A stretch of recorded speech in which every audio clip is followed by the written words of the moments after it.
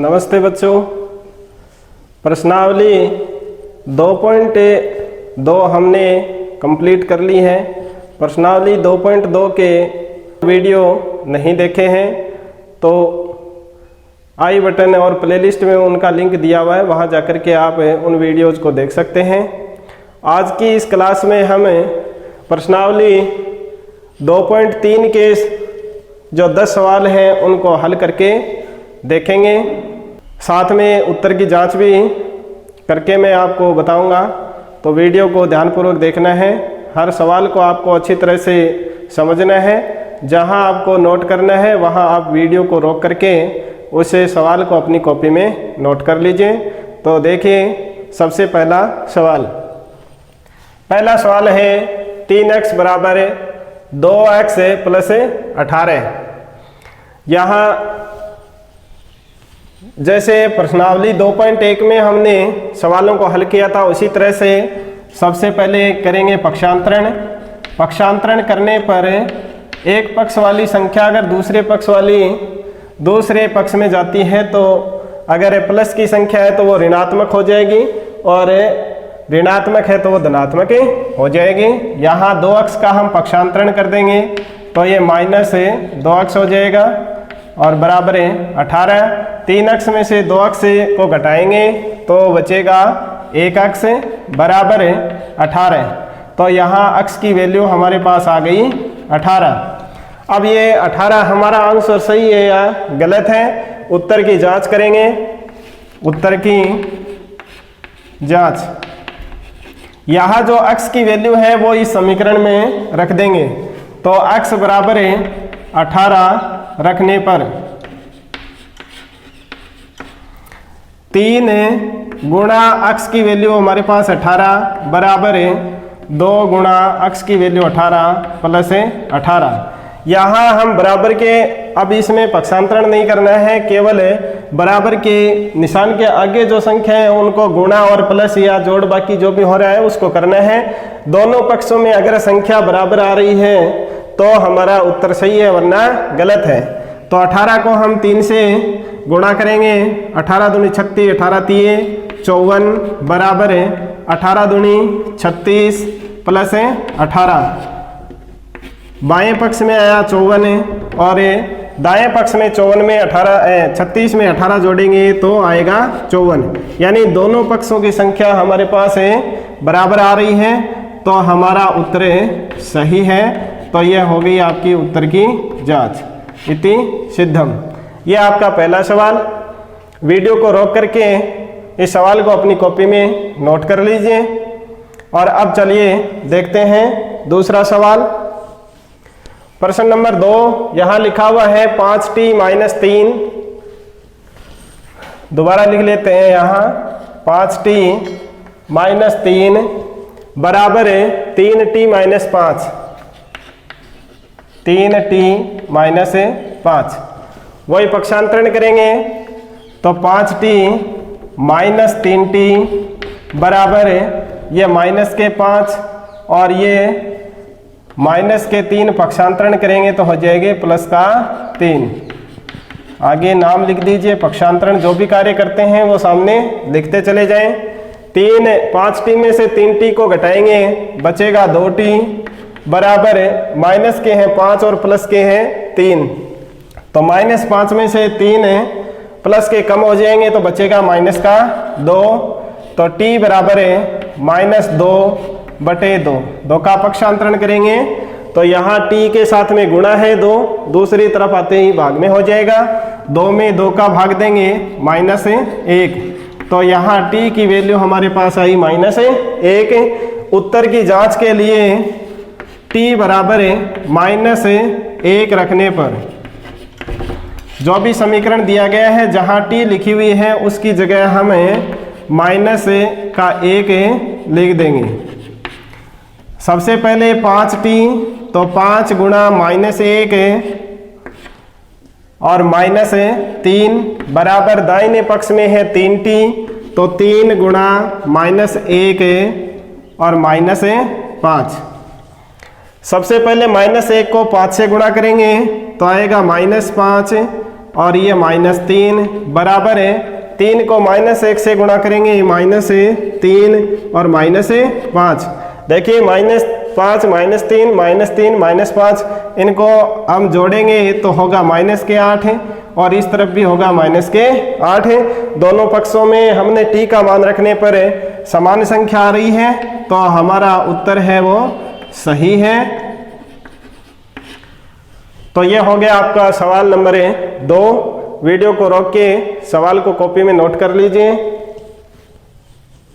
अब देखिए प्रश्न नंबर 3। तीसरा सवाल है 5x + 9 5x + 9 बराबर है 5 + 3x 5 + 3x। सबसे पहले करेंगे पक्षांतरण।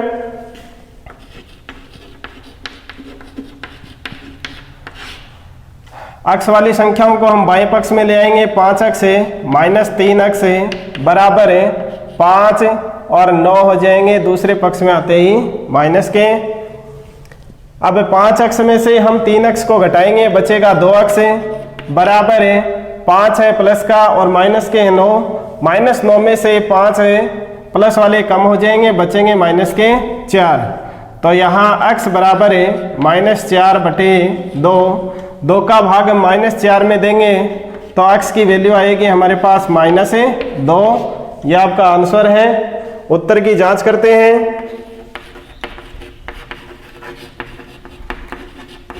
x की वैल्यू हमारे पास आई -2। इसको हम x की जगह रखेंगे समीकरण में और फिर जो भी जोड़ बाकी गुणा भाग हो रहा है उसको हम करेंगे।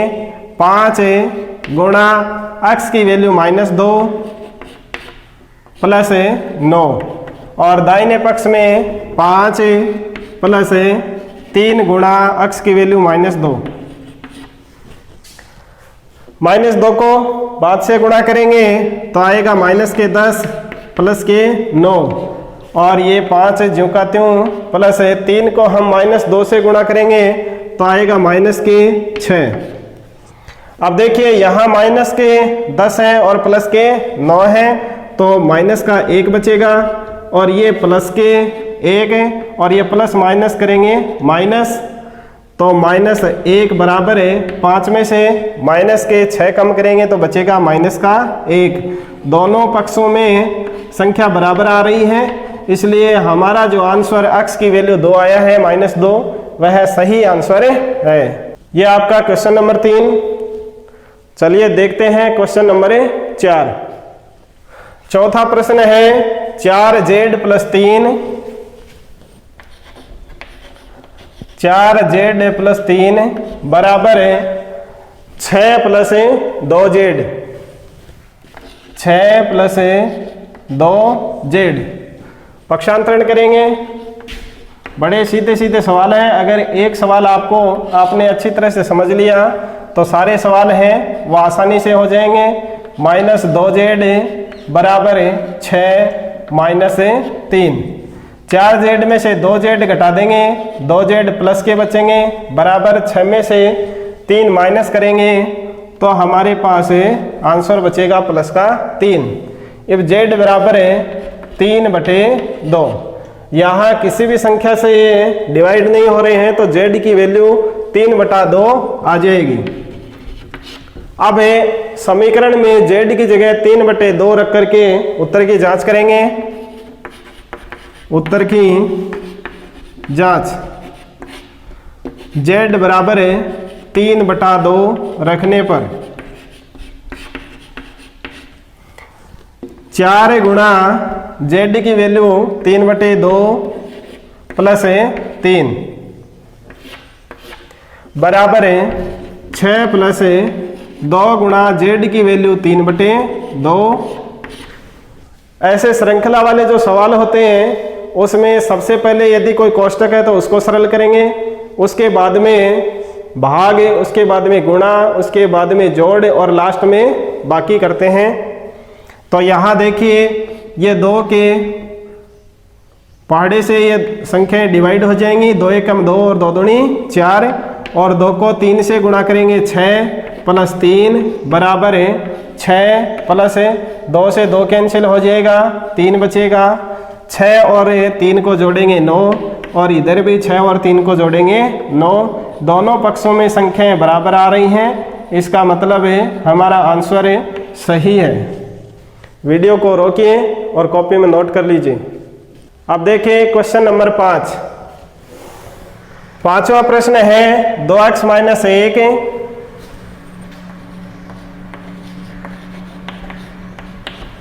2x माइनस 1 बराबर है 14 माइनस x। सबसे पहले करेंगे पक्षांतरण। 2x और ये x बाएं पक्ष में आते ही प्लस का हो जाएगा। 14 और 1 माइनस का है वो दूसरे पक्ष में जाते ही प्लस का हो जाएगा। 2x और 1x 3x जोड़ेंगे तो 14 में 1 जोड़ेंगे 15, और 3 का भी पक्षांतरण कर देंगे। x बराबर है 15/3। अब 3 का भाग 5 में देंगे 15 में देंगे तो आंसर आएगा 5। x की वैल्यू हमारे पास आई 5, ये आंसर है। अब उत्तर की जांच करते हैं। x की जगह है 5 रख के, जो भी x की वैल्यू आए उसको समीकरण में रखें और जोड़ बाकी गुणा भाग जो भी करें, दोनों पक्षों में अगर बराबर आती है तो आंसर आपका सही है। x की जगह हमें रखना है 5, तो बाएं पक्ष में संख्या दी हुई है 2x तो 2 गुणा x की वैल्यू 5 माइनस 1 बराबर है 14 माइनस x की वैल्यू 5। 2 को 5 से गुणा करेंगे, सबसे पहले 10 आएगा, फिर उसमें से माइनस का 1 करेंगे और 14 में 5 को घटाएंगे तो बचेगा 9, और यहाँ भी 10 में से 1 घटाएंगे 9 बचेगा। 9 बराबर है 9 इति सिद्धम, यानी दोनों पक्षों में x का मान रखने पर बराबर संख्या आ रही है, तो हमारा उत्तर x बराबर 5 सही है। कॉपी में नोट कर लीजिए। छठा प्रश्न है 8x प्लस 4 8x प्लस 4 बराबर है 3 कोष्टक x माइनस 1 3 कोष्टक x माइनस 1 और प्लस के 7। अब देखिए सबसे पहले इस कोष्टक को सरल करेंगे। यह ज्यों का त्यों लिख देते हैं 8x प्लस 4 बराबर है 3 को x से गुणा करेंगे 3x प्लस माइनस माइनस 3 को 1 से गुणा करेंगे माइनस के 3 और ये प्लस के 7। अब करेंगे पक्षांतरण। 8x और 3x का पक्षांतरण कर देंगे माइनस 3x बराबर है यह माइनस के 3 यह प्लस के 7 और इस प्लस 4 का पक्षांतरण करेंगे तो हो जाएगा माइनस 4। आपको निशान ध्यान में रखने हैं पक्षांतरण करते समय, ये आपको गलती नहीं करनी है, क्योंकि अगर प्लस ही इधर रख देंगे तो आपका उत्तर गलत हो जाएगा। तो पक्षांतरण करते समय निशानों का पूरा ध्यान रखना है, निशान भी आपको बदलने हैं। 8x में से हम 3x घटाएंगे तो बचेगा 5x बराबर। यहाँ देखिए 3x और 4x दोनों माइनस की संख्याएं हैं तो निशान माइनस का आएगा और संख्याएं आपस में जुड़ जाएंगी, माइनस के 7 और प्लस के भी 7। अब देखिए x बराबर है माइनस के 7 में से प्लस के 7 घटाएंगे तो बचेगा 0 और ये बटा में हो जाएंगे 5। तो किसी भी संख्या में या 0 में किसी भी संख्या का भाग देने पर 0 ही आता है, तो हमारे पास x की वैल्यू आ गई 0। अब किसी भी संख्या को 0 से अगर गुणा करते हैं तो वह 0 ही आएगा। चलिए उत्तर की जांच करते हैं। उत्तर की जांच करने पर x बराबर हमें रखना है 0।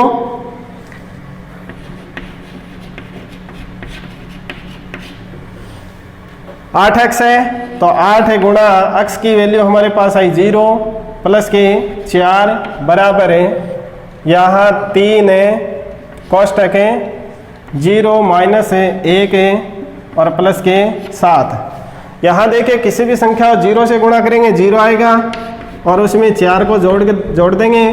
3 को हम करेंगे 0 से गुणा तो आएगा 0, और 3 को -1 से गुणा करेंगे -3 और प्लस के 7। 4 में 0 जोड़ेंगे 4, और यहाँ 0 का कोई मतलब नहीं है। 7 में से हम 3 को घटाएंगे तो बचेगा प्लस का 4। दोनों पक्षों में संख्याएं हैं वो बराबर आ रही हैं, इसलिए अक्स की वैल्यू जो अक्स आई है वह सही है। इति सिद्धम। वीडियो को रोकें और इसको कॉपी में नोट कर लें। अब देखते हैं प्रश्न नंबर 7। 7वां प्रश्न है अक्स बराबर है 4/5। अक्स बराबर है 4/5, कोष्ठक है अक्स प्लस है 10। बराबर के निशान के पहले आपको कुछ करना नहीं है, केवल अक्स है। तो अक्स बराबर है 4/5 है, इसको कोष्ठक वाली संख्याओं से हमें गुणा करना है। 4/5 को अक्स से गुणा करेंगे तो आएगा 4x/5 प्लस प्लस है निशान प्लस। अब करेंगे 4/5 को गुणा हमें 10 से। अब देखिए अक्स बराबर है 4x/5 प्लस है 5 का भाग 10 में दे देंगे तो 2 आएगा। 2 को 4 से गुणा कर देंगे 8 आएगा। 4 दूनी 8। इसके नीचे 1 मान लीजिए आप। अक्स बराबर है 5 और 1 का लघुत्तम समापवर्त एलसीएम लेंगे तो आएगा 5। 5 में 5 का भाग देंगे 1 आएगा, और 1 को 4x से गुणा करेंगे 4x प्लस 1 का भाग 5 में देंगे 5 बच जाएगा, और 5 को 8 से गुणा करेंगे तो आएगा 40। 8 पंजे 40।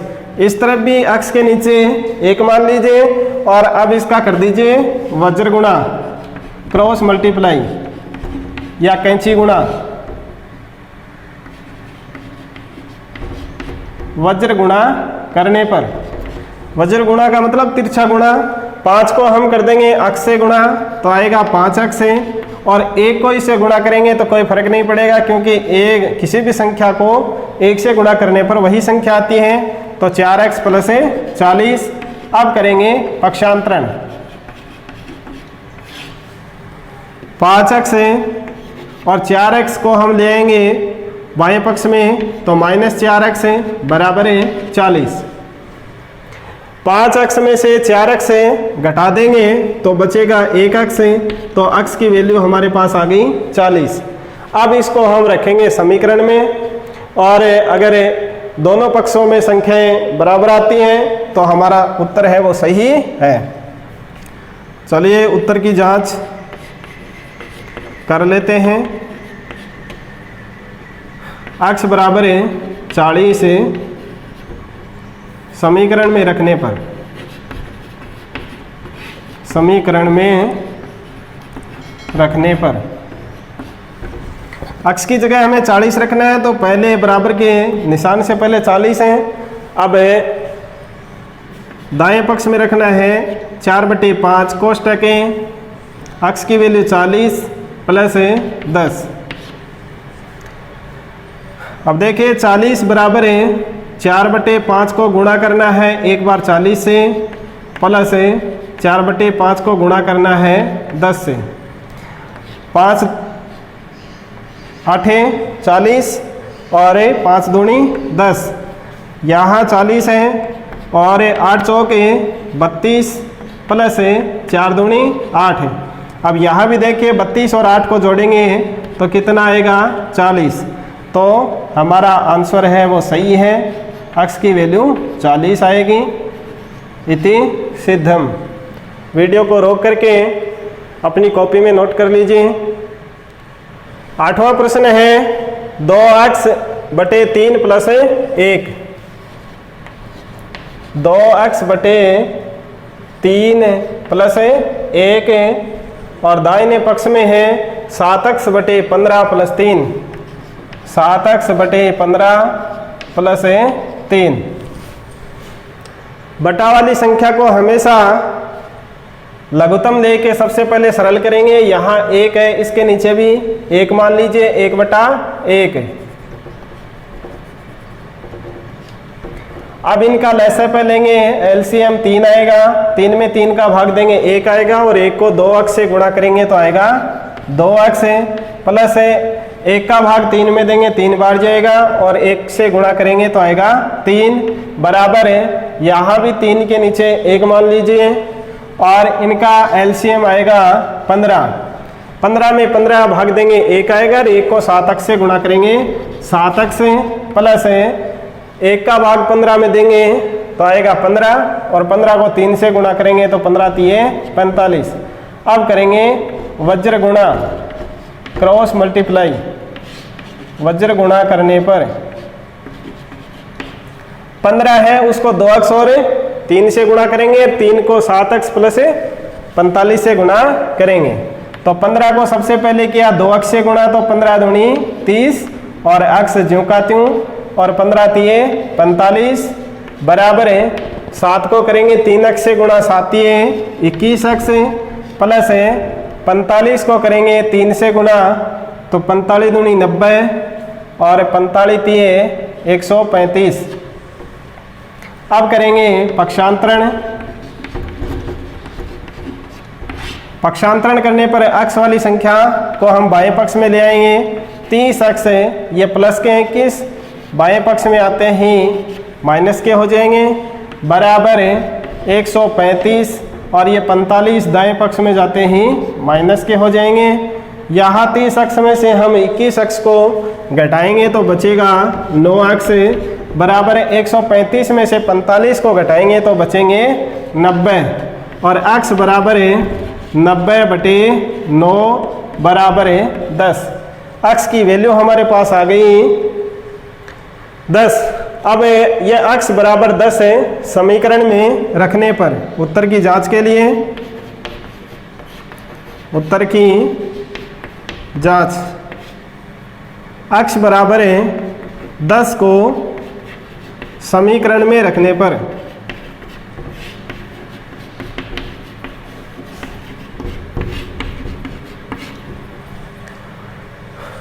अक्ष की जगह जहाँ भी अक्ष लिखा हुआ है वहाँ हम 10 लिख देंगे।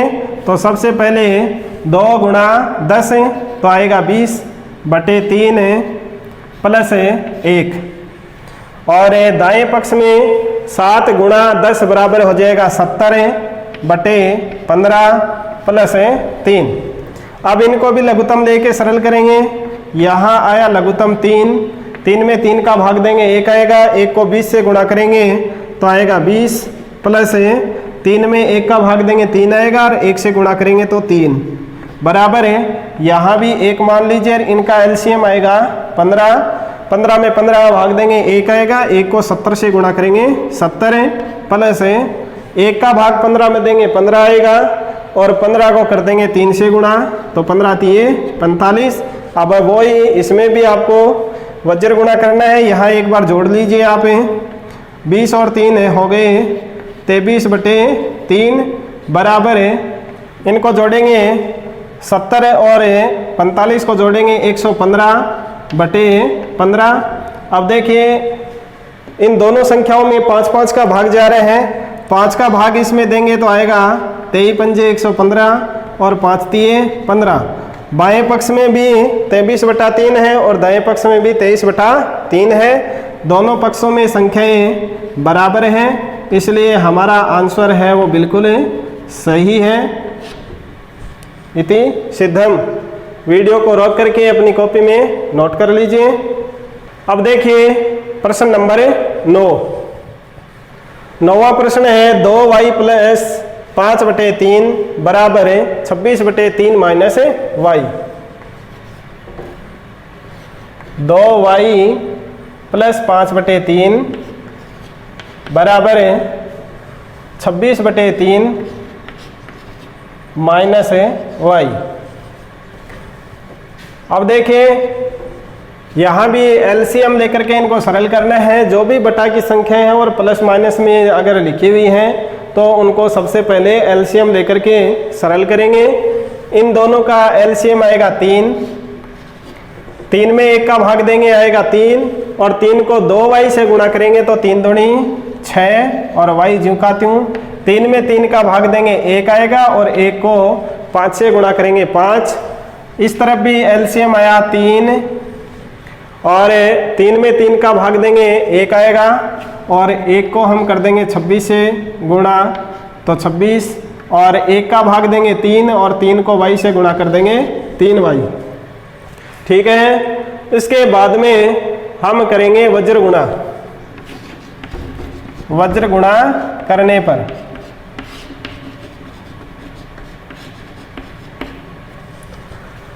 तीन को, और अगर वज्र गुणा नहीं भी करें, अगर दोनों पक्षों में संख्या समान है तो हम इसको भाग दे करके हटा देंगे, यानी 3 से 3 कैंसिल हो गया। बटा में अगर सेम संख्या है तो उसको हटा देंगे, क्योंकि एक बार इनको गुणा करेंगे फिर भाग देंगे तो ये हमारे पास है डबल समय है वो खराब होगा। इसलिए अगर एक सी संख्या अगर हर में दोनों पक्षों में बटा में एक सी संख्या है तो उसको कैंसिल कर देंगे। अब वज्र गुणा करने की जरूरत नहीं है, डायरेक्ट हम पक्षांतरण कर लेंगे। अगर दोनों पक्ष में बटा में अलग अलग संख्या है तो हमें उनको क्रॉस मल्टीप्लाई करना होगा, और अगर सेम संख्या है तो उसको भाग दे करके हटा देंगे। दोनों पक्षों में समान संख्या से इसमें भी 3 का भाग दे दिया, इसमें भी 3 का भाग दे दिया, तो 3 से 3 कैंसिल हो जाएंगे। अब देखिए 6y और प्लस के हो जाएंगे 3y बराबर यहाँ 26, और ये माइनस के हो जाएंगे 5। अब इनको जोड़िए, 6 और 3 हो गए 9y बराबर 26 में से हम घटा देंगे 5 तो बचेगा 21, और y बराबर है 21 9 यहाँ मल्टीप्लाई है, दूसरे पक्ष में जाते ही भाग हो जाएंगे, भाग में हो जाएंगे यानी बटा में आ जाएंगे। अब 21 और 9 है वो 3 से डिवाइड हो रहे हैं। 21 में 3 का भाग देंगे 7 आएगा, और 9 में 3 का भाग देंगे 3 आएगा। y की वैल्यू हमारे पास आ गई 7/3। ये आंसर है। अब उत्तर की जांच करते हैं।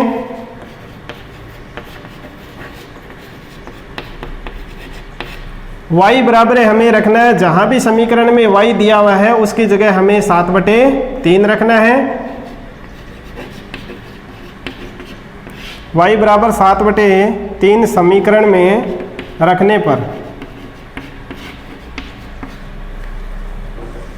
देखिए 2y है तो 2 गुणा 7/3 और प्लस है 5/3 बराबर है 26/3 माइनस है y की जगह रखना है 7/3। यह हो गए 7 दूनी 14/3 प्लस है 5/3 बराबर है 26/3। अब यहाँ देखिए दोनों के हर में 3 है तो यहाँ हर को एक बार लिख देंगे, और ऊपर वाली संख्याओं को आपस में अगर प्लस किए हैं तो जोड़ देंगे, माइनस है तो माइनस कर देंगे। यहाँ भी देखिए दोनों के बटा में 3 है तो 3 को एक बार रख देंगे, और 14 और 5 को जोड़ देंगे तो कितने हो गए 19, और बराबर में 26 में से 7 घटाएंगे तो आएगा 19/3। तो दोनों तरफ 19/3 आ रहे हैं, तो यानी हमारा आंसर है वो सही है। इति सिद्धम।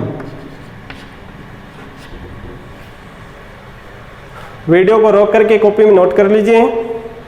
और अब देखिए आज की क्लास का अंतिम प्रश्न है, प्रश्न नंबर 10। 10वां प्रश्न है 3m बराबर है 5m माइनस 8/5। 3m बराबर है 5m माइनस 8/5। 3m ज्यों का त्यों आ जाएगा,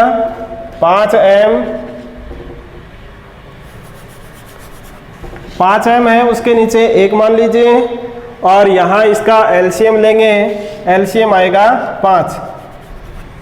अब 5 में 1 का भाग देंगे 5 आएगा, और 5 को 5m से गुणा करेंगे, 5 पंजे 25 और m ज्यों का त्यों आ जाएगा। ये माइनस 5 में 5 का भाग देंगे 1 आएगा, और 1 को 8 से गुणा करेंगे 8। इधर 3m है, उसके नीचे 1 मान लीजिए, और अब इसको कर देंगे क्रॉस मल्टीप्लाई, यानी वज्र गुणा करने पर 5 है उसको 3m से गुणा कर देंगे तो आएगा 5 3 15m बराबर 1 को इनसे गुणा करेंगे तो कोई फर्क नहीं पड़ने वाला है, बराबर 25m माइनस 8। अब करेंगे पक्षांतरण, m को एक तरफ रख लेंगे और बाकी की संख्याएं एक तरफ रख देंगे। 15m और ये 25 है, बाएं पक्ष में आते हो जाएगा माइनस के 25m बराबर माइनस के 8। यहाँ देखिए 25m माइनस का है और 15m प्लस का है। 15m को इसमें से घटाएंगे तो बचेगा 10m माइनस के बराबर माइनस 8। दोनों पक्षों में हम माइनस का भाग देंगे तो माइनस से कैंसिल हो जाएगा। इसमें भी माइनस का भाग दे दिया, इसमें भी माइनस का भाग दे दिया तो ये प्लस की हो जाएंगी। अब m बराबर है 8/10। 8 और 10 है, दोनों 2 से डिवाइड हो रही हैं, 2 का भाग इसमें देंगे तो 2 चौके 8 है और 2 पंजे 10। m की वैल्यू हमारे पास आ गई 4/5। ये आंसर है। अब उत्तर की जांच करते हैं। m की जगह समीकरण में रखना है आपको 4/5। m बराबर है 4/5 समीकरण में रखने पर। जहां भी m है समीकरण में उसकी जगह आपको 4/5 रख देना है। तो 3 है, m का मतलब हुआ 3 गुणा 4/5 बराबर है 5m। तो 5 गुणा m की वैल्यू 4/5 और माइनस के 8। यहाँ देखिए 5 से 5 कैंसिल हो जाएंगे और यहाँ हम इनको गुणा कर देंगे 3 चौके 12/5। यहाँ बटा में 8/5 माइनस 8/5। अब देखिए 5 से 5 कैंसिल हैं और ये बचा हमारे पास 4 माइनस है 8/5। अब इस 4 के नीचे मान लीजिए 1 और इनका एलसीएम लेंगे। इधर 12/5 है बराबर इनका एलसीएम आया 5 है और 5 में 1 का भाग देंगे आएगा 5 और 5 को 4 से गुणा करेंगे 5 के 20 माइनस है 5 में 5 का भाग देंगे 1 आएगा, 1 को 8 से गुणा करेंगे 8। 20 में से 8 घटाएंगे तो कितना बचेगा 12 और बटे में 5। तो यानी बाएं पक्ष है उसमें भी 12/5 आ रहा है और दाहिने पक्ष में भी 12/5 आ रहा है। तो हमारा आंसर सही है। इति सिद्धम। वीडियो को रोकें और अपनी कॉपी में नोट कर लें। तो बच्चों आज के वीडियो में हमने प्रश्नावली 2.3 के प्रत्येक सवाल को हल करके उसके उत्तर की जांच भी की है। आशा करता हूँ सभी सवाल आपको समझ में आ गए होंगे। वीडियो को अपने अन्य साथियों को भी शेयर करें जो कक्षा 8 में पढ़ रहे हैं और अगली प्रश्नावली के सवालों को लेकर फिर हम उपस्थित होंगे। सबका बहुत बहुत धन्यवाद।